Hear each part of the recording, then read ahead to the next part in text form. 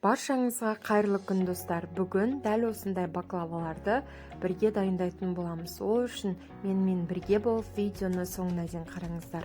Расында сіздер дәл осындай баклаваны бұрын соңды жеп көрмедіңіздер.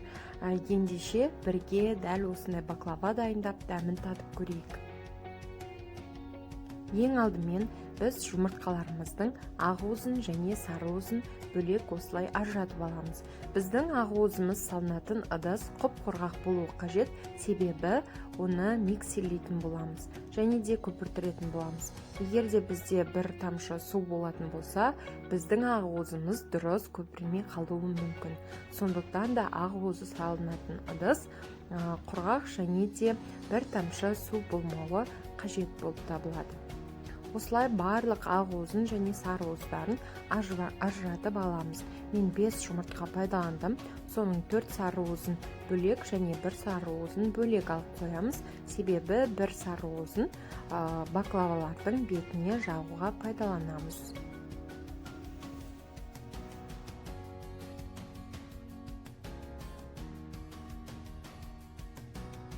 Енді біз қамырын дайындайтын боламыз. Сол үшін бізге сары уыздар және бөлме температурасында тұрған сары май, қаймақ, сонымен қатар ұн қажет болады. Және де осылай сары майымызды теркадан өткізіп аламыз ұнның үстіне. Себебі қазір біз крошка дайындайтын боламыз.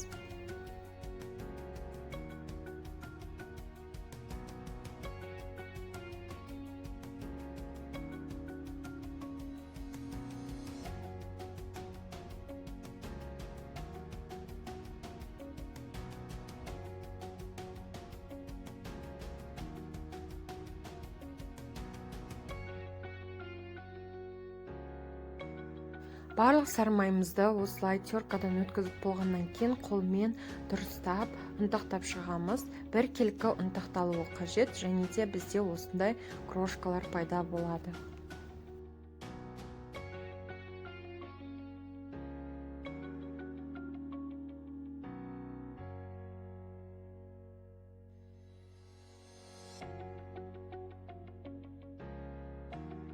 Содан соң біздің қаймағымыздың үстіне сода салып, жақсылап араластыратын боламыз. Араластырып жатқанда өзі көпірши бастайды. Тағы да 1-2 араластырып, біздің қамырымызға жаңағы қаймақты массаны салатын боламыз.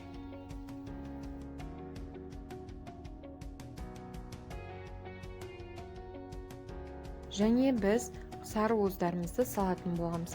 Сары уыздарды салып болғаннан кейін қолмен осылай араластырып, жұмсақ етіп қамыр елейміз. Қамырымыз қатты болып қалмауы маңызды, жұмсақ болып шығу қажет. Неге осылай болып шықты қамырымыз? Мұны көріп тұрғандарыңыздай жұмсақ болып тұр. Енді қамырымызбен жұмысты столдың үстінде жалғастыратын боламыз. Осылай қамырды столдың үстіне қойып, және де 3 бөлікке бөліп аламыз. Пышақпен бөліп алу қажет. Содан кейін осылай жасап қоятын боламыз. Негізі қазір бір қамырды жаямыз, бірақ бізге 2 қамырымыз қажеті жоқ. Сондықтан да салфанға салып, бөлек алып қоятын боламыз.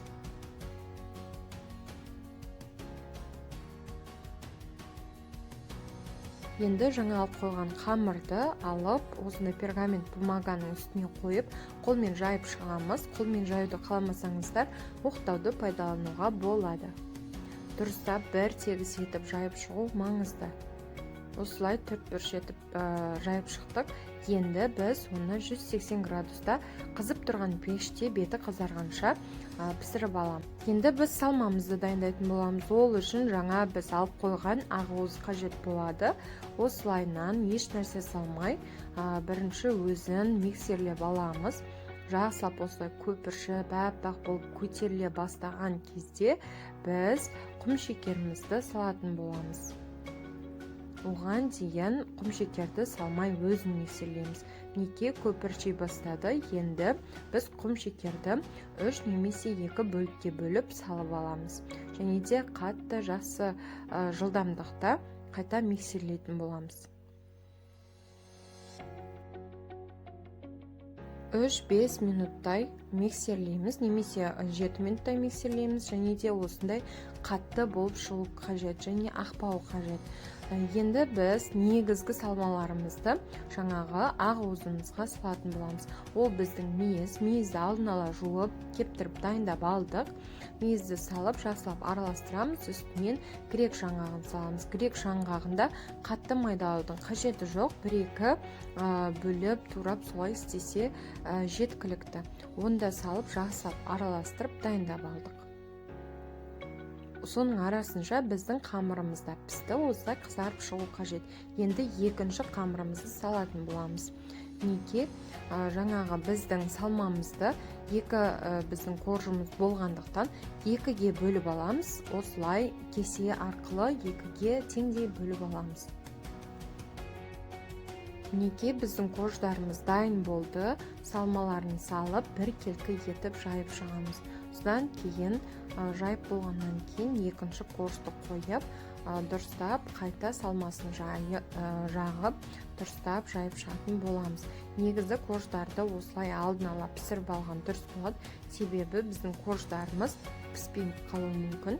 Сондықтан да осылай алдын ала пісіріп, сосын салмасын салсаңыздар, дәмі өте ерекше және де өте дәмді болып шығады. Міне осылай дұрыстап барлық жерге жеткілікті етіп, жайып, жағып шығамыз салманың барлығын.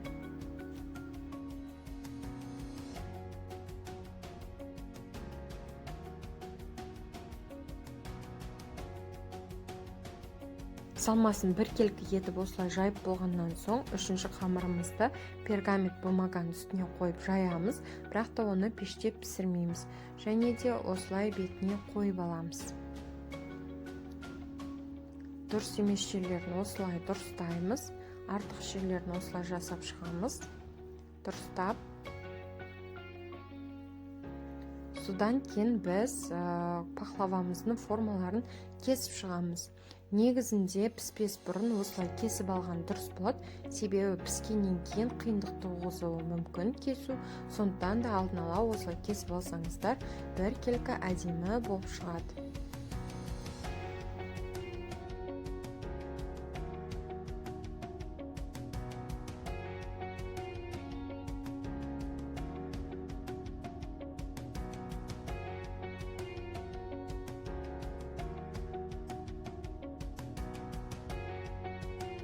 Пахлаваларымыздың барлығын осылай дұрыстап кесіп алдық. Енді біз алып қойған сары уызымызды бетіне жағып шығамыз. Барлық жеріне тиетіндей етіп бір келкі жағып шығамыз.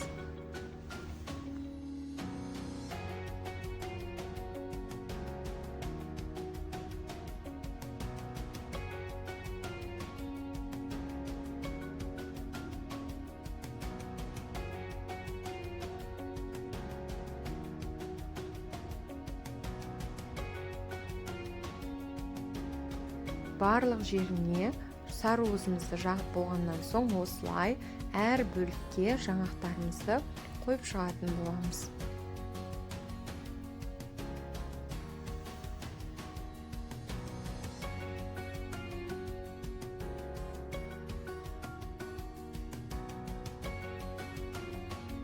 Барлық бөліктеріне осылай жаңғақты қойып болғаннан соң 180 градуста қызып тұрған пешке қайта салып алатын боламыз. Беті қызарғанша пісіретін боламыз.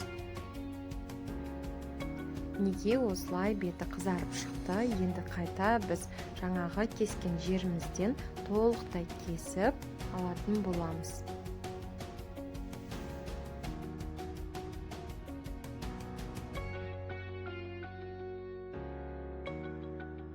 Барлығын бір келкі кесіп болғаннан кейін біз баклаваларымызды решетканың үстінде суытатын боламыз. Неке достар, біздің баклаваларымыз дайын болды. Көріп тұрғандарыңыздай өте әдемі, өте керемет болып шықты. Дәмі деген енді тіл үйреді. Достар, расында дәл осы рецепт ең керемет, ең күшті рецепт. Менің рецептімен дайындап, отбасыларыңызды қуантыңыздар. Және де дәл осы рецептке сіздер ғашық боласыздар деген ойдамын. негізінде мен көп рецепттер іздедім, бірақ дәл осы рецепт маған ерекше ұнайды. Достар, видео ұнаса лайк басып комментарий қалдыруды ұмытпаңыздар. Дәл осындай керемет рецепттер алдағы уақытта болады. Сіздермен болған Маржан. Қош сау болыңыздар.